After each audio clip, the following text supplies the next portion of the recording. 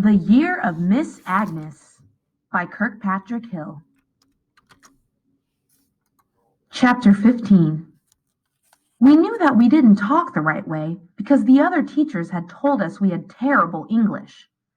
But Miss Agnes said there were lots of right ways to talk. What we talked in the village was right, she said. That's the way to talk here. And when we talk in Athabascan, that's the right way too. But there's another way to talk, and that's what we want to talk when we go to the city or go away to school. And that's what she said she was going to teach us. So we learned that when we're somewhere else, we shouldn't say ain't, and we shouldn't mix up our E's and I's, like say pin when we mean pen. That's really hard to do. We shouldn't say gots instead of has. You have to say did, like he did it, not he done it. And you can't say, I seen a moose. I have seen a moose. That's the right way. Or I saw a moose.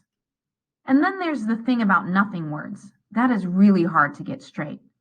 If you use too many words that mean nothing, then it means something instead of nothing. Like if you say, I don't want nothing, then you mean you want something because you said nothing wasn't what you wanted. So you say, I don't want anything. Woo! The thing about good English is that when you say it right, it sounds wrong because we're not used to saying it right. Miss Agnes said it takes practice. Jimmy Sam looked at Miss Agnes and smiled that smile of his, like when she told him about the stars and all that. He was really happy with this good English he was learning.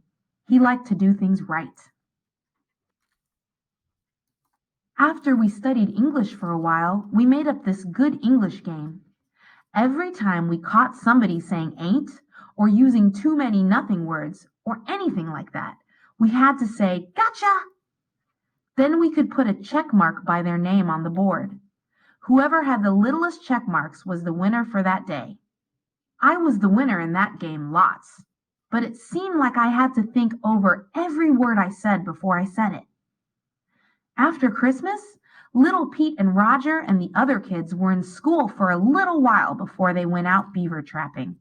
That's when Miss Agnes read The Adventures of Sherlock Holmes to us, and Kidnapped and a book about King Arthur. She knew those big boys would like those ones. All of us did. They were so exciting. In February, when everyone was back from beaver trapping, Miss Agnes read the story of Hudson Stuck to us. That's the one that was a priest. He used to travel all around here with a dog team, and he built the school at Allakaket and the mission and told all the people from all around to move there. That was really interesting. There were lots of people in it who we knew.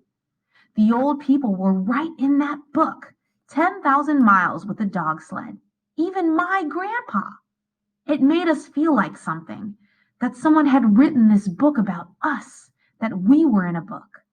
But the part Miss Agnes liked was about the boy the priest took with him.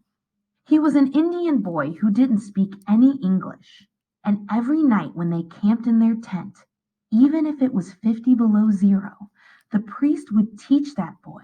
And after a while, he was so smart, he was going to go outside to get to be a doctor. Hudson Stuck was sending him out to school to do that, to be the first Indian doctor. But the boy was in a boat that hit an iceberg, and he and his new wife died in that cold water. So he never became a doctor. Before Miss Agnes came, we didn't know people like us could learn that much and could be a doctor. It was in my head then that I could do something really big. I didn't want to have babies like Marie and marry some boy. Maybe he'd get mean sometimes, or have another girlfriend like Martha's husband. I wouldn't like that. I could make my own money. Sally Oldman went to Tanana when she was 16, and she worked there helping the doctors. She didn't want no bunch of kids either. Any.